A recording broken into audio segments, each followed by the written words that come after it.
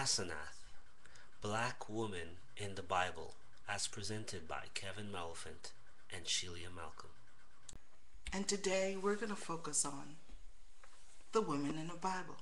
And I love when Shelia mentioned this value finder. The first time she did that tonight, I was like, that sounds cool. But the more she says it, the more amazing this comes across to me, because I'm hoping at the end of this that you find value in this journey that we're doing together. And so we're going to jump right in, right? And so one of the things I need you to understand whenever you're looking at anything where we're talking about, like we start talking about race, right, ethnicity, in the biblical context, all the scholars have race identities kind of being birthed after the flood, right? Okay. And so what you're looking at is after the flood, the three sons of Noah, they eventually migrated, and their migration patterns is what creates the ethnicity that we talk about today. You have in Europe Japhet, in Asia Shem, and in Africa Ham. And the thing that I need you to understand is, since we're going to be focusing on black people, we're going to be focusing on Ham and his migration into Africa.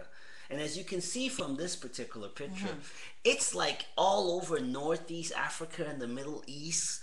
And that's where, from a biblical standpoint, the black story kind of begins. I like it because it's so important that we find our place in the world. And I think once we can connect, it just helps us to, for things to come alive more as we read the Bible, as we hear these stories. She is not the only black woman in the Bible, right? So we're going to jump into MIZRAIM, right? So MIZRAIM is what we get Egypt and Philistines from, the women. Yes, please, so let's stay on let's course go here. back, right? Because you already know how Nubians were empowerment of women, right? I was shocked when I discovered how Egyptians viewed women. So I'll let Shelia go through this. What do you have? What do you see here? It's an Egyptian woman enjoyed legal and financial freedom not common at the time. And as I'm reading that, I'm thinking of today. So many of us as women, we don't step up in the places where we handle legal stuff and financial stuff. We always step back and let the man, the husband, or the male in the circle handle it. But this just tell me that when I read my Bible in Proverbs 31, when it talk about this woman, I'm connecting. She might have been an Egyptian, indeed. She buys and sells property. She's got it going on here. She earned equal wage by doing the same job as a man. This is something we're wrestling with right now in the United States. It was normal for Egyptians. Wow. That if you did the same work as the woman and man, was supposed to get paid the same. Yeah. And this one here, this one got me. She had the right to divorce and remarry. She had the right. And keep in mind that the Israelite women did not have the same privilege. Wow. So the Egyptian actually had more women empowerment than the Israelites did. That's a really big thing to understand, because this is a big culture shift between the two. So when they come together, that is a clash of cultures. And 3 Egyptian pharaohs were actually women. Now, we've already covered Hagar, and she's an Egyptian servant. So now we're going to look on the other side, right? We started with the lower class Egyptian, who still is an empowered woman. And we're transitioning now to tell the story of the upper class, the higher echelon of Egyptian women. If you're ready for this journey with me, man, it's going to just blow your mind.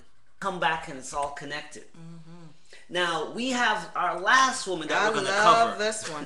Right? She's our last one we're going to cover today, right? And if you got enough value out of this, let us know, and we'll do more for sure. But her attitude now, she was a priest's daughter. I need you to get what that means. If she's a priest's daughter, right, the only class of people that was higher than her was then going to be the royal family. Okay. So you have the royal family, you have the priest, and then you have like all of the other experts and medical people and so forth. She knew growing up that she was going to marry somebody important. That's right. So when the pharaoh, the king, says, hey, you're going to marry this Hebrew boy that we just took out of the jail cell yesterday, right? she could have divorced him. Yes. Because that's a right the Egyptian woman has. And I didn't know that before. Especially Yeah. her in her role. But he proved himself valuable Yes. after they were married. And so there's no record of her divorcing him. In fact, she has twin boys with him. Right?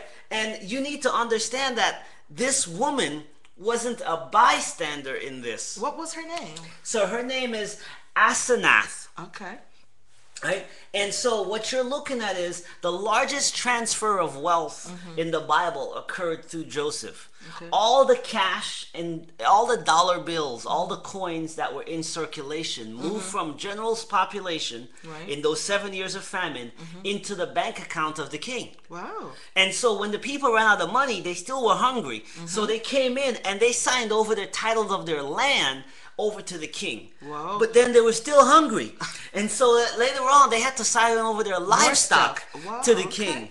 But they were still hungry. So finally, they had to sign over the actual people, like family members. People. So what you're looking at is, through Joseph, in this time period, he's the most powerful man overseeing the largest transfer of wealth into the king's hands. Yes. And at his side is this awesome Egyptian woman, Asenath.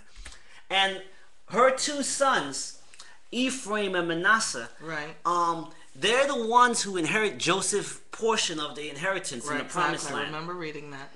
And it is a massive piece of land, folks. I see. It's just massive. And so what we want you to understand as we're going through this story here, right? I really wanted to do this. I've been just passionate about doing this because I need us to understand that black women, you have a voice in the Bible. Yes. Because your stories are there.